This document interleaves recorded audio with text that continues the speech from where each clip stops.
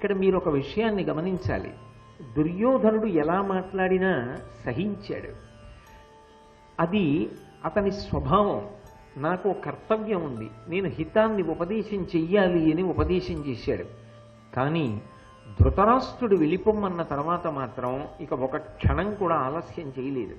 ఉత్తర క్షణం వెళ్ళిపోయాడు. కనీసం ఇంటికి వెళ్ళాడు అని కూడా భారతంలో లేదు. వెంటనే రాజ్యాన్ని విడిచిపెట్టి అడవిలో ఉన్నటువంటి పాండవుల్ని కలుసుకోవడం కోసం కామ్యక వనానికి వెళ్ళిపోయాడు. ఎందుకు వచ్చింది తేడా అంటే, విదురుడు నిరంతరం ధర్మ పరిపాలన చేస్తాడు. ఆయన రాజ్యమునందు ఒక మంత్రి, ప్రధానమైనటువంటి మంత్రి పదవిలో ఉన్నాడు. అటువంటి వ్యక్తిని మహారాజే దేశాన్ని విడిచిపెట్టి వెళ్ళిపోమ్మంటే రాజాజ్ఞని ఔదల దాల్చడం ధర్మం. అందుకే ఇక ఒక్క క్షణం కూడా అక్కడ ఉండలేదు, గుర్రం ఎక్కి వెళ్ళిపోయాడు. అది ఆయన యొక్క ధర్మనిష్టకి పరాకాష్ఠ. పదవి కోసం వెంపర్లాడడం, ఏదో అవతలవాడికి ముఖప్రీతి కొరకు మాట్లాడి మనం ఎలా అయినా రాజ్యంలో ఈ పదవిని ఇలా నిలబెట్టుకుని ఇక్కడే ఉందాం, అటువంటి దిగజారుడుతనం విదురుడి దగ్గర ఉండడు. ఏది రాని ఏది పోని ఆయనకి కావలసింది మాత్రం ధర్మం అంతే.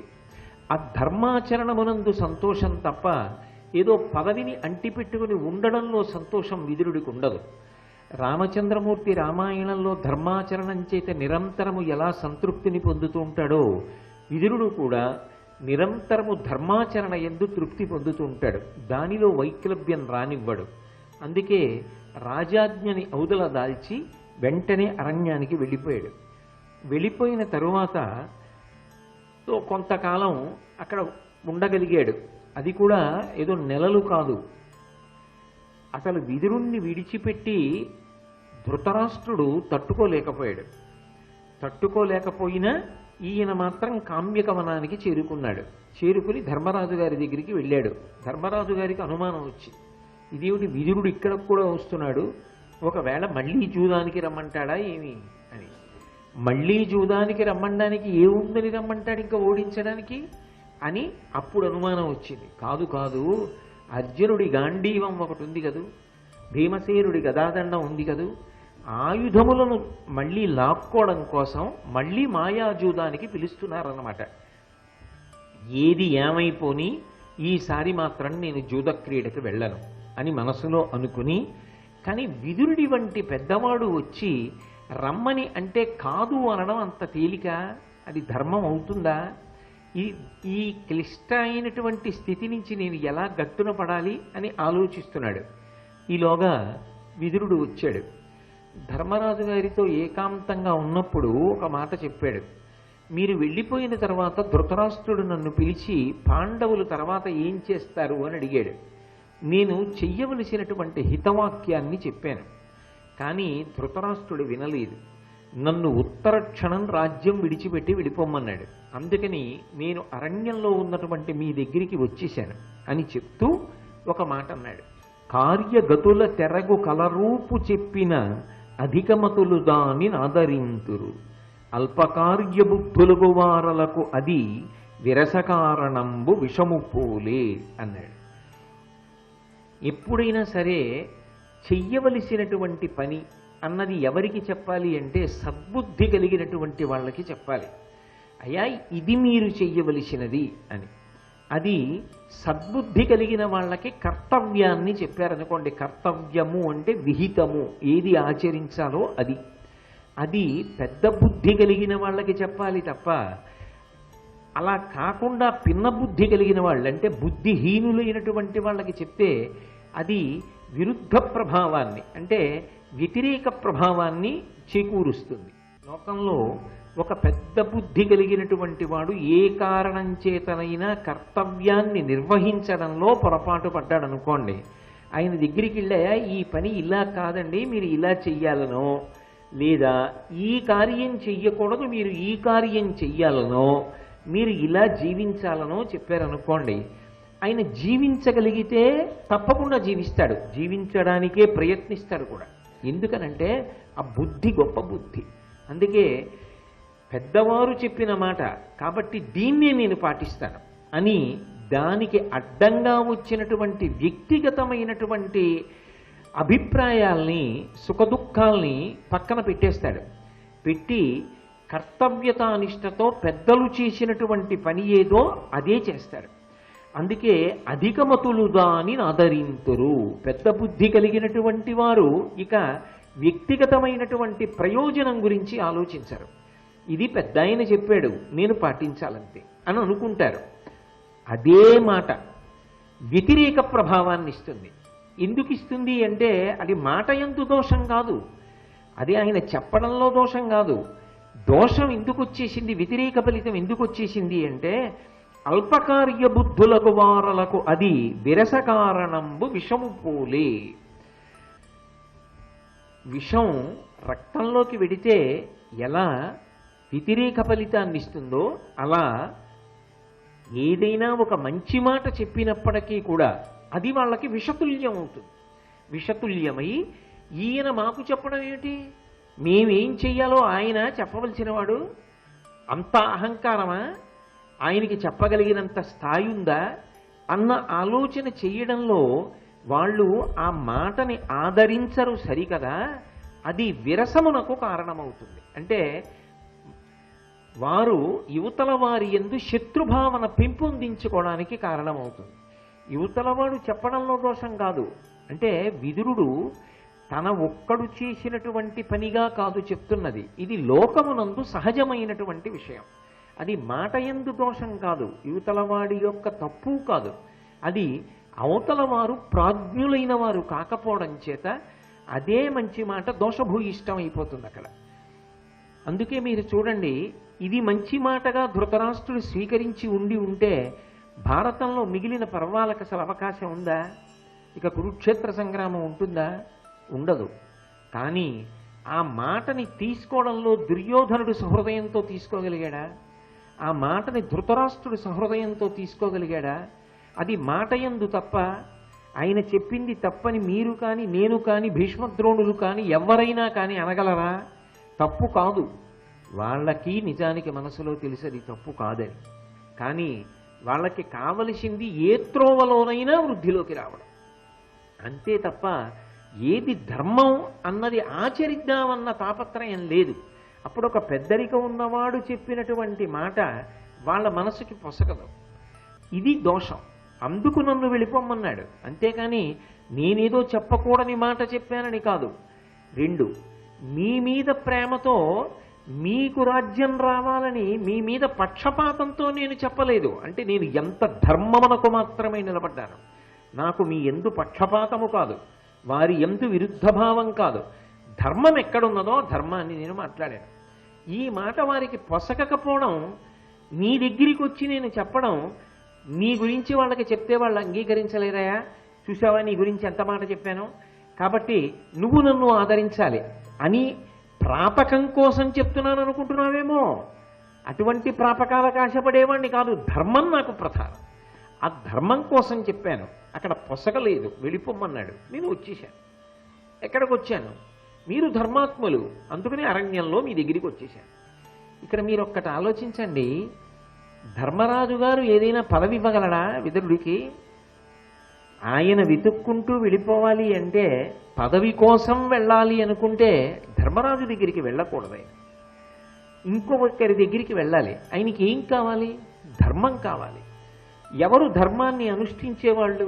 ధర్మరాజాదులు. అందుకే వాళ్ళ దగ్గరికే వెళ్ళిపోయాడు, ఆ ప్రీతి కోసం. అంతేకాని ఆ చెప్పడం వెనక ఒక సంఘటనని ధార్మిక విశ్లేషణ చేస్తున్నాడు, అది అందుకోగలిగిన వాడికి చెప్తున్నాడు.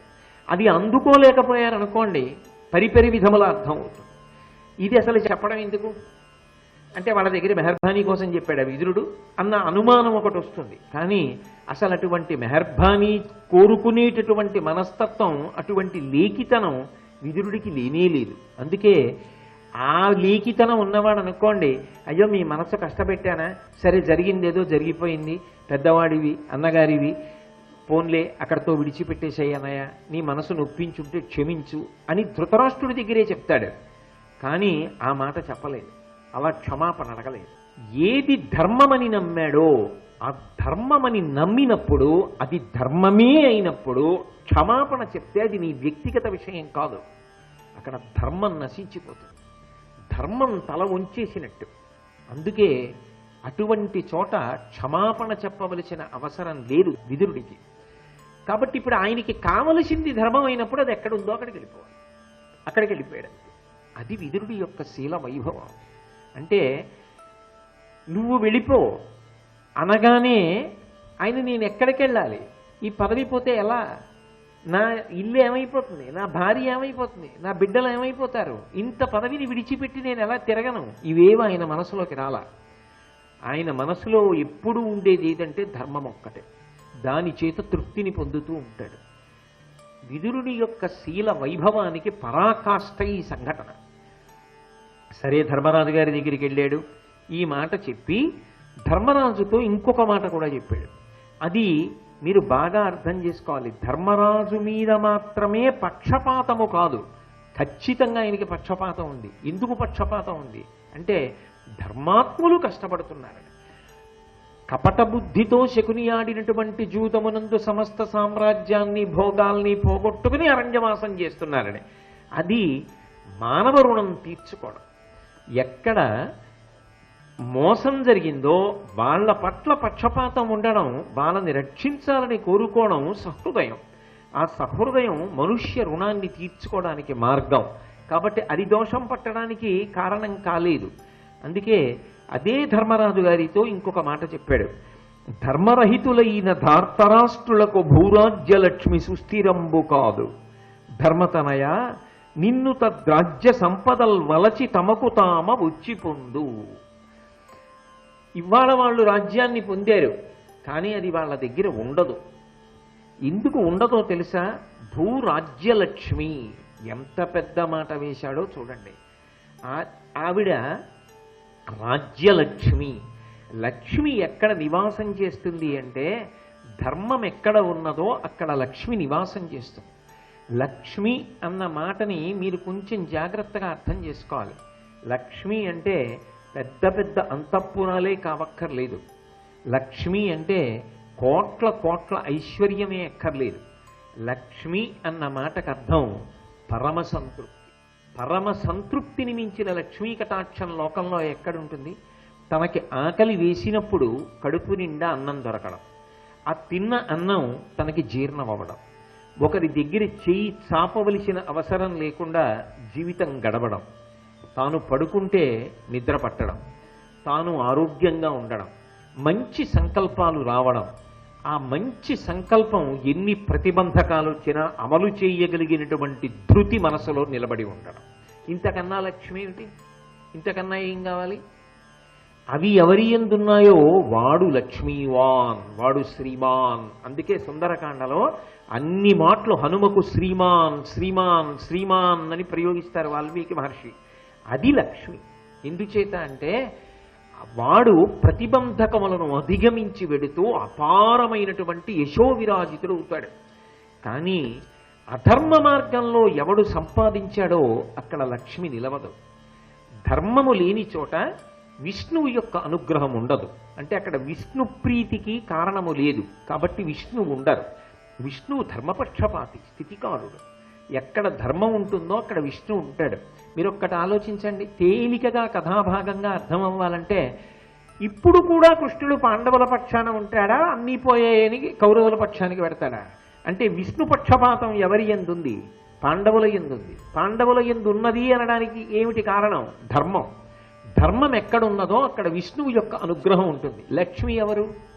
నిత్యానపాయనీం నిరవద్యాం దేవదేవ దివ్యమహిషీం అఖిల జగన్మాతరం అస్మన్మాతరం అశరణ్య శరణ్యాం అనన్య శరణ శరణమహం ప్రపత్యే. ఆమె నిత్యానపాయని. ఆమె పరమాత్మ అయినటువంటి విష్ణువుని విడిచిపెట్టి ఉండదు. విష్ణువు ఎక్కడుంటే అక్కడికి వెళ్ళిపోతుంది. విష్ణువు యొక్క పక్షపాతం ఎవరి యందున్నది? పాండవుల యందున్నది. కాబట్టి లక్ష్మి ఎక్కడికి వెళ్ళిపోతుంది? పాండవుల దగ్గరికి వెళ్ళిపోతుంది. మీరు భూమి కోసం ప్రయత్నం చెయ్యక్కర్లేదు, ఆవిడ మిమ్మల్ని చేరుకోవడానికి ప్రయత్నం చేస్తుంది. ఇది తేడా. ధర్మాన్ని పట్టుకున్నవాడు నాకు ఇది కావాలి అది కావాలి అని ప్రయత్నం చెయ్యక్కర్లేదు. వాడు అదేవాలి ఇదవాలి అని లక్ష్మీదేవి కోరుకుంటుంది. ఎందుకని? ఆవిడ యశస్విని, ఆవిడ కీర్తినిస్తుంది. ఆ కీర్తినిస్తుంది కాబట్టి ఆవిడికి ఏమిటంటే కోరిక, మా ఆయనకి ప్రీతి కలిగేటట్టుగా ప్రవర్తించగలిగిన వాడు, ధర్మాన్ని పట్టుకున్నవాడు. కాబట్టి వీడు కీర్తివంతుడు కావాలి, వీడు ఎక్కడికి వెళ్ళినా గుర్తింపబడాలి, వీడు ఎక్కడికి వెళ్ళినా భోగం అనుభవించాలి, వీడు ఎక్కడికి వెళ్ళినా సమస్త రాజ్య సంపదలతో తులతూగాలి. దుర్యోధనుడు తాత్కాలికంగా రాజ్యాన్ని పొందగలిగాడేమో, కానీ ఆవిడ వెతుక్కుని వెళ్ళిపోతే ఆపగలిగిన ప్రజ్ఞ ఉంటుందా? అలా ఆపే ప్రయత్నం చేశారనుకోండి, మట్టు పెట్టి వెళ్ళిపోతుంది. అది జరిగిందా లేదా? అంటే ఇప్పుడు మీరు ఒకటి ఆలోచించండి, విదురుడు ఒక గొప్ప సిద్ధాంతాన్ని మాట్లాడుతున్నాడా, ధర్మరాజు ప్రాపకం కోసం ధర్మరాజుని పొగుడుతున్నాడా? అక్కడ అంటే ధర్మరాజు అయినా సరే ధర్మాన్ని వదిలిపెట్టేశాడు అనుకోండి, లక్ష్మీ కటాక్షం ఉండదు. అప్పుడు ఎక్కడ ధర్మం ఉందో మళ్ళీ ఆవిడ వెతుక్కుని వెళ్ళిపోతుంది. ధర్మాన్ని విడిచిపెట్టేసి ఏ ఇతర కారణము చేత నువ్వు ఏది సంపాదించుకున్నా అది నీకు శాశ్వతము కాదు, అది జారిపోయేది, అది నిలబడేది కాదు. ధర్మాన్ని నువ్వు పట్టుకుంటే నువ్వు ఇది పొందాలని కోరుకోవలసిన అవసరం లేదు. ఎన్ని రకాలుగా నీకు కీర్తి రావాలో అన్ని రకాల కీర్తిని ఆవిడ ఇచ్చేస్తుంది. ఇచ్చేసి నా బిడ్డ ధర్మాన్ని పట్టుకున్నందుకు వాడికి ఎన్ని ఇచ్చానో చూసావా అని వాడు కీర్తివంతుడైతే ఆవిడ సంతోషిస్తుంది. కాబట్టి ధర్మాన్ని పట్టుకున్న నీ దగ్గరికి రాజ్యలక్ష్మి నడిచొస్తుంది, నువ్వు పొందుతావు. అది లేని దుర్యోధనుడి దగ్గర ఆవిడ నిలబడదు. అందుకే ఇవాళ పొందాను అనుకుంటున్నాడు, కానీ అది నిలబడేది కాదు.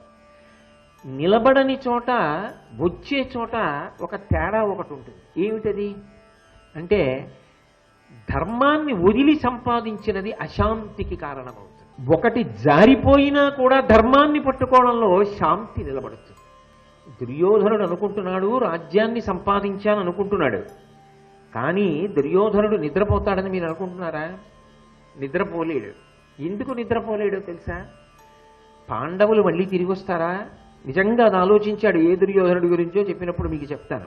వెంటనే శకుని పిలిచి అడిగాడు, వాళ్ళు కానీ వెనక్కి వచ్చేరు కదా, వాళ్ళు కానీ యుద్ధాన్ని ప్రకటించరు కదా, అకస్మాత్తుగా ద్రుపదాదులతో కలిసి రారు కదా, మా రాజ్యం మాకు ఇమ్మనరు కదా, ఇది కపట చూడం అనరు కదా, అలా వస్తే వాళ్ళని ఎలా మట్టు పెట్టాలి, అడవికి వెళ్ళి యుద్ధం చేసేస్తే ఎలా ఉంటుందంటావు, శత్రుశేషం మిగలకుండా ఉండాలి కదా, అజ్ఞాతవాసం గట్టెక్కుతారంటావా?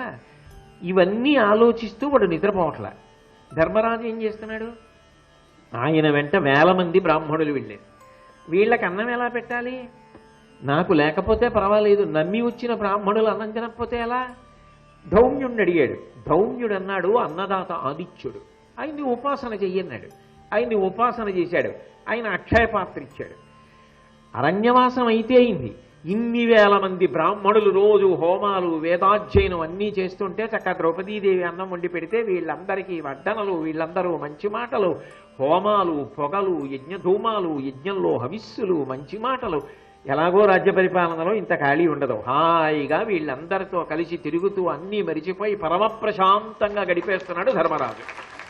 అన్నీ ఉన్నాయనుకున్నవాడు ఏం పొందుతున్నాడు అక్కడ? ఎన్నో సంపాదించాను, ఇన్నింటి మధ్య ఉన్నాననుకుంటున్నాడు. ఏమైనా శాంతంగా ఉన్నాడా?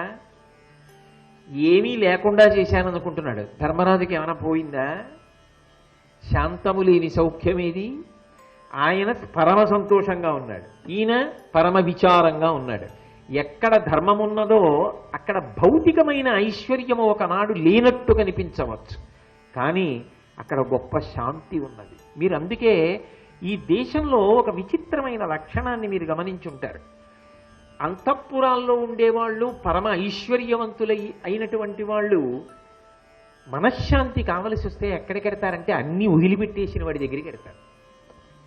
సన్యాసాశ్రమంలో ఉన్నవాళ్ళు, పీఠాధిపత్యంలో ఉన్నవాళ్ళు ఉంటారే, వాళ్ళ దగ్గరికి వెళ్ళి రాజులు కూడా మనశ్శాంతి పొందుతుంటారు. అదేమిటి? అన్నీ ఉన్నవాడు ఈయన, ఈయనకి సంతోషం ఉండాలా? అన్నీ వదిలేసినవాడు ఆయనకి సంతోషం ఉండాలా? అంటే నిజానికి శాంతి ఎక్కడుంటుంది అంటే ఆయన యందు అన్నీ ఉన్నాయన ఆయన్ని పట్టుకున్న వాడి దగ్గర శాంతి ఉంటుంది. అందుకే ధర్మమునకున్న గొప్పతనం ఏమి అంటే ధర్మాన్ని పట్టుకున్నవాడు నాకు ఇది కావాలని వెతుక్కోక్కర్లేదు. ధర్మాన్ని పట్టుకున్న వాడి కోసం లక్ష్మి వెతుక్కుంటూ ఉంటుంది. అమ్మ కొడుకుని కోసం వెతుక్కున్నట్టు వెతుక్కుంటుంది. ధర్మరాజా, అందుకు నీకు రాజ్యం వస్తుంది అంటే ఇప్పుడు విదురుడు పొగుడుతున్నాడా, ఒక రకంగా ఒక హెచ్చరిక చేస్తున్నాడా? తొందరపడకు, రాజ్యం పోయిందని మనసులో కలత చెందడం ధర్మాన్ని వదలడానికి కారణం కావచ్చు.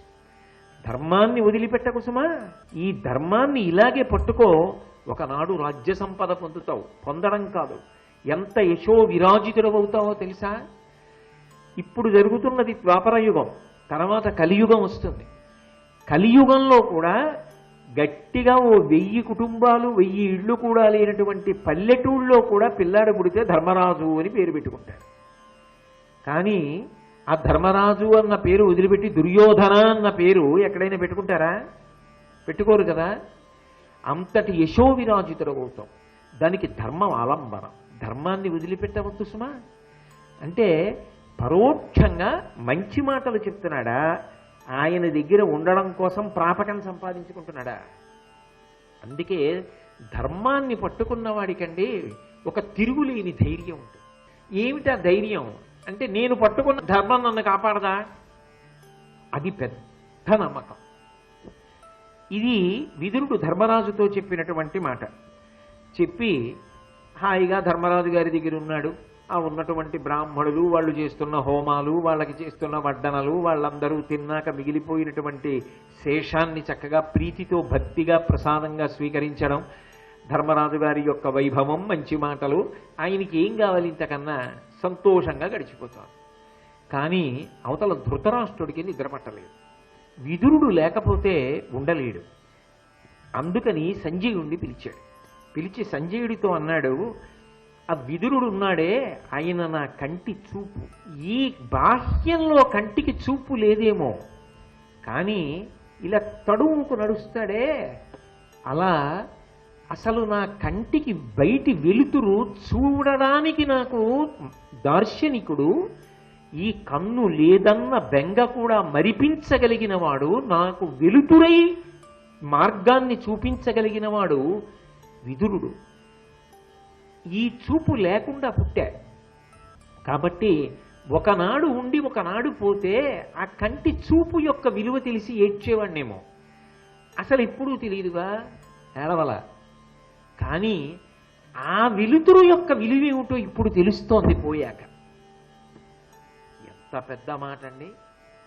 నిజంగా ధృతరాష్ట్రుడు ఎంత చెడ్డవాడైనా విదురుడి విషయంలో అన్న మాటగా మాత్రం ఆయన కాళ్ళకి నమస్కారం చేయవలసిందే. కాబట్టి నా కంటి చూపు, నా గుండె విదురుడు. కాళ్ళు చేతులు ఎంత బాగుంటే ఎవరికి కావాలండి? గుండె ఆగిపోతే అది కదూ ప్రధానం, అది బాగుండాలి. అసలు నా గుండె విదురుడు. ఇవాళ నా గుండె చప్పుడు లేదు, నా కంటికి చూపు లేదు. కాబట్టి ఆ విదురుడు రావాలి. వస్తే కానీ నా గుండె కొట్టుకోదు, నా కంటికి చూపు రాదు. కాబట్టి వెంటనే వెళ్ళు సంజయ అంటే దాని అర్థం ఏమిటి? ఒకవేళ బిట్టు చేస్తే ఈ మాటే చెప్పు, నిన్ను వదిలి ఉండలేకపోతున్నాడు, ఇంకా రాకపోతే ఆయనే వచ్చేస్తాడు. కాబట్టి వచ్చేయి, ధృతరాష్ట్రుడి కోసం వచ్చేయి. రావచ్చా విదురుడు? ఇలా వెళ్ళి చెప్తే బెట్టు చేయొచ్చుగా. అనుభవించనివ్వండి, నా మాట ఆయన వింటాడా, ఆయన కొడుకు వింటాడా, ఎవడకు కావాలి, ఎందుకది నాకు అక్కర్లేదు, నేను రాను అని కూడా అనొచ్చుగా. ఇవి రెండూ చెప్పి వెళ్ళు విదురుడి దగ్గరికి అంటూ, నిమ్మిగలవా అని నా చిత్తము ఎరిగెడువా అని విదురు ధర్మప్రియు నా తమ్మునిట వేగ తోడ్కొని రమ్ము అరుగు కామ్యకాఖ్య రమ్యాటవికి. అది ఆప్యాయంగా మాట్లాడుతున్నారనుకోండి, గుండె బరువెక్కి దీర్ఘమైన వాక్యాలు పడవు, చిన్న చిన్న మాటలు పడతాయి. వెళ్ళండి, రమ్మనండి, ఒక్కరోజు ఉండమనండి, ఎంత తాపత్రయపడుతున్నానో మీరు ఎలా అయినా చెప్పండి అంటాడు. కానీ అక్కడ పెద్ద పెద్ద సమాసాలు, దీర్ఘవాక్య నిర్మాణాలు ఉండవు. ఆ ప్రేమ ఆర్తి పొంగిన చోట వాక్యం ముక్కలైపోతుంది, గుండె బద్దలైపోయినట్టు. అది ధృతరాష్ట్రుడు మాట్లాడిన పద్యంలో ఉన్నటువంటి విరుపు, అది దాని సోయగం. మహానుభావులు వాళ్ళు కౌలు ఏమిటండి, వాళ్ళు మరొక బ్రహ్మస్వరూపం. అది వాళ్ళు మహర్షులు, దార్శనికులు. వాళ్ళకి పొగడత కాదు ఇవ్వవలసింది, 2 చేతులు ఎత్తి నమస్కారం అంతే. కాబట్టి నిమిగలవా అని, ఆ ప్రేమ కలిగిన వాడు ఉన్నాడే, నా చిత్త మెరిగెడువా అని, నా మనసు తెలుసు. అందుకే ఇన్ని మంచి మాటలైనా చెప్తాడు, నేను విననని తెలుసు, నా పుత్రవ్యామోహం తెలుసు, అయినా అన్నయ్య అని రాజని అంత గౌరవించి మాట్లాడతాడే. ఆ విదురుడు దూరం అయితే బ్రతకగలనా? విదురు ధర్మప్రియుడు, ధర్మం అంటే ఎంత ప్రేమో, ఏది ఏమైపోయినా ధర్మమే. అందుకు వెళ్ళిపోయాడు, రాజాజ్ఞ అని వెళ్ళిపోయాడు. ఇంకెవడైనా వెళ్ళమంటే వెడతాడా ఈ రాజ్యంలో? దుర్యోధనుడు నోరు మొయ్యి బుద్ధి లేనివాడా అన్నాడు, అయినా మాట్లాడాడు. నా ముఖం చూసి నేను ఊరుకున్నా మాట్లాడాడు, నిందపడ్డాడు. నేను వెళ్ళిపోమంటే వెళ్ళిపోయాడు. రాజాజ్ఞ కాదనడం ఏమి ధర్మం మహానుభావుడికి! అంత ఓర్పున్నవాడు వెళ్ళిపోయాడు. ఎంత పవిత్ర హృదయం! ఇప్పుడు అంటున్నాడు ఆ మాటలు. కొన్ని ఎదురుగుండా ఉన్నప్పుడు తెలియదు, కాస్త పక్కకి వెళ్ళాక వాటి విలువ తెలుస్తూ ఉంటుంది. విదురు ధర్మప్రియు, మా తమ్ముడు. ఇప్పుడు మంత్రి కాదు, మా తమ్ముడు. కాబట్టి నా తమ్ముడు, మా కూడా కాదు, నా తమ్ముడు. వెళ్ళి వేగతోట్కొని రమ్ము, ఆలస్యం వీల్లేదు, తొందరగా తీసుకురా. శ్రీ ఉమామహేశ్వర పరబ్రహ్మార్పణమస్తు. స్వస్తి.